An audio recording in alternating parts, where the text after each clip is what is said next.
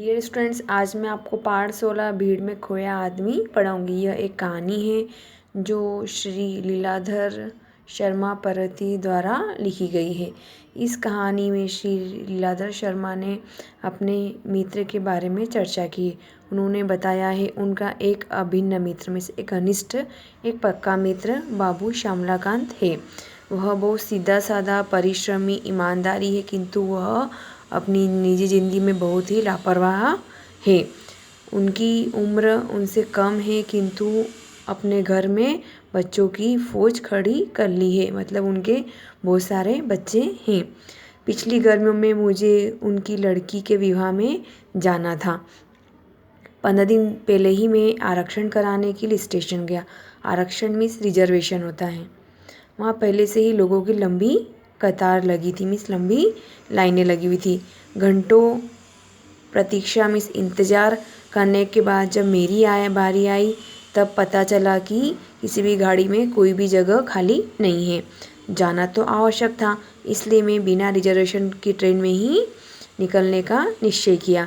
जब स्टेशन पहुंचा तो देखा कि गाड़ी के अंदर पाँव रखने तक की जगह नहीं, और प्लेटफार्म में तो इतनी ज़बरदस्त धक्का मुक्की हो रही है, बहुत सारी भीड़ जमी हुई है। मेरे पास सामान तो ज़्यादा नहीं था, फिर भी मैंने कुली की सहायता ले ली। यदि उसने खिड़की से मुझे भीतर न धकेला होता तो मेरी गाड़ी तो छूटी जाती। फिर भी मुझे लक्सर में गाड़ी बदलनी थी। किसी तरह खिड़की से बाहर कूदा तो देखा पूरी ट्रेन की छत भरी हुई है।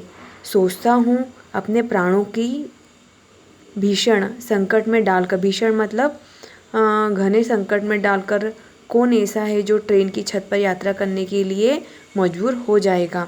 इन लोगों को रेल नियम, व्यवस्था और अनुशासन का ध्यान क्यों नहीं रहता है। हरिद्वार स्टेशन पर श्यामलाकांत का बड़ा बेटा दीनानाथ मुझे लेने आ गया था। उसे अपनी पढ़ाई पूरी के 2 वर्ष हो गए थे। मैंने पूछा कि तुम नौकरी करते हो? उसने कहा मेरे को 2 वर्ष हो गए, मैं नौकरी की तलाश में घूम रहा हूँ। फिर मैंने कहा आजकल तो रोजगार कार्यालय हो गए, तुम वहाँ क्यों नहीं जाते? तो वो बोलता है मैं वहाँ गया था, किंतु वहाँ लंबी कतार में खड़ा रहा। जब मेरी बारी आई तब उस दफ्तर में अफसर के लोगों ने बोला, भाई नाम तो तुम्हारा लिख लेता हूँ, पर जल्दी नौकरी पाने की आशा मत रखना। तुम्हारी योग्यता के हजारों व्यक्तियों के नाम मैं पहले ही लिख चुका हूँ। मैं सोचने लगा, जब एक छोटे शहर का यह हाल है तो पूरे देश का क्या हाल होगा। जब मैं उनके घर पहुँचा तो देखा मकान में सामान ठूस ठूस के भरा हुआ है। और देखा तो 2 कमरे ही थे और बच्चों की तो भीड़ लगी हुई है। मैंने श्यामलाकांत बाबू से पूछा, क्या तुम्हारे पास ये 2 कमरे ही हैं? वे बोले, क्या करूँ मित्र, 2 वर्ष पहले मैं शहर में आया तो मेरे पास कुछ भी नहीं था, जिससे पूरे शहर में घूम घूम कर मेरी चप्पल घिस गई और मुझे इस गली में यह 2 कमरे का मकान मिला है। छत मिली है। शहर पहले की तुलना में कई गुना फैल चुका है। दूर दूर तक कई कॉलोनियाँ कट गई है। फिर भी मेरी तरह न जाने कितने लोग मकानों के लिए भटक रहे हैं। हमारे देश में जनसंख्या इतनी बढ़ गई है, यह इसका दुष्ट परिणाम है। जनसंख्या बढ़ रही है, मकानों खाद्यान्न घट रहे हैं। जितनी जनसंख्या है उतना हमें मकान और खाद्यान्न नहीं मिल पा रहा है। उस समय श्यामलाकांत की पत्नी जलपान लेकर आई। देखा था उसकी पत्नी का चेहरा पीला हो गया था और बहुत दुर्बल दुर्बल मतलब बहुत दुबली पतली सी लग रही थी। उनके पीछे 3 लड़कियां और 2 लड़के उनके पल्ले पकड़े हुए आ रहे थे। मैंने पूछा कब से अस्वस्थ हैं? डॉक्टर को नहीं बताया? तो वो बोलने लगी कि डॉक्टर कि वहाँ जाओ तो पहले से ही वहाँ भीड़ लगी रहती है और कुछ रिश्तेदारों की भीड़ लगी रहती है। डॉक्टर साहब देखे तो किस किस को देखें। अब समझ नहीं आता है ऐसी भीड़ क्यों है।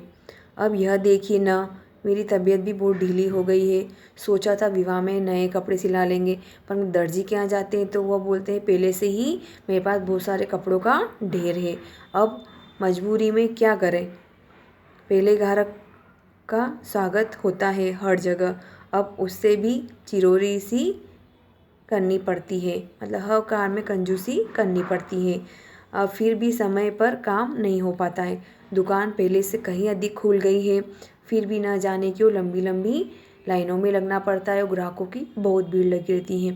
तभी बाहर से दूसरे बेटे सुमंत का हारा थका झुझलाया स्वर सुनाई देता है कि माँ जल्दी से मेरे लिए एक कप चाय ला दो।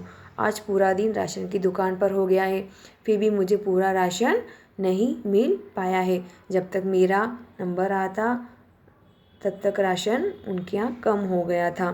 मैं सोचने लगा, आखिर इन सब का कारण क्या है। मुल्ले मुल्ले, दुकानें दुकानें हैं, मकान पहले से और अधिक हो गए हैं, रोजगार के रास्ते और अधिक निकल गए हैं, रेलगाड़ियाँ बस से पहले से बहुत ज़्यादा हैं, चिकित्सा की सुविधा हो गई है, फिर भी लोगों को आवश्यकता की पूर्ति क्यों नहीं हो पा रही है। जहाँ देखिए वहाँ भीड़ ही भीड़ दिखाई दे रही है। ये भीड़ क्यों बढ़ती जा रही है? क्या आदमी स्वयं इसके लिए उत्तरदायी थे?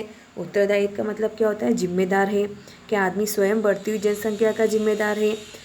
घर में बच्चों की भीड़ है, यह भीड़ भले ही हमें अच्छी लगती है, लेकिन जब पालन पोषण, रहन सहन, शिक्षा दीक्षा की जब बात आती है तब हमें दुखदायी लगने लग जाती है। अस्पताल में भीड़ क्यों है? क्या व्यक्ति स्वयं आगे रह के तो बीमार नहीं पड़ता है? वह स्वयं तो कोई बीमार नहीं होना चाहता है। बीमारी कुपोषण से होती है। हमें अच्छा पोषण नहीं मिल पाता है तो वह बीमारी घर कर जाती है। गंदे वातावरण में रहना यही बीमारी का कारण होता है। यदि सीमित परिवार हो, स्वस्थ जलवायु हो, खाना पीने की भरपूर हो, भोजन अच्छा मिले तो हमें कोई बीमारी नहीं हो सकती है। आबादी का संतुलन बिगड़ने से भीड़ के कारण देश का आर्थिक संतुलन भी बिगड़ता जा रहा है। देश में अनुशासन पर दुष्प्रभाव पड़ता जा रहा है। लोग अनुशासन में नहीं रहते हैं, सड़क पर दुर्घटना हो रही है, ज़्यादा लोग बढ़ रहे हैं तो ज़्यादा वायु भी दूषित हो रही है, ज़्यादा गाड़ियों धुओं से। और किसी भी काम के लिए आदमी दफ्तर, कचहरी, अस्पताल, स्टेशन आदि स्थानों पर जाता है तो उसका काम समय पर नहीं हो पाता है, धन भी लगता है और काम में भी सही से सिद्ध नहीं कर पाता है। वह स्वयं भीड़ में खोता जा रहा है। भीड़ में खोया आदमी शायद वह तो समझ ही जाता है यह बढ़ती हुई जनसंख्या का परिणाम है। यह धीरे धीरे हर व्यक्ति समझ रहा है। मुझे अपने मित्र श्यामलाकांत को अब इस भीड़ का रहस्य बताने की ज़रूरत नहीं है, क्योंकि वह उसके घर में ही यह विपत्ता को झेल रहा है।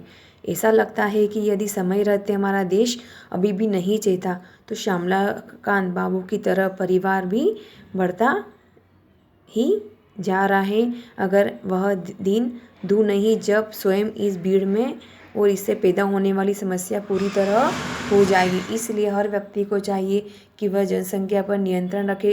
अगर जनसंख्या पर नियंत्रण नहीं रहेगा तो हमारे देश में कई तरह की समस्या उत्पन्न हो जाएगी।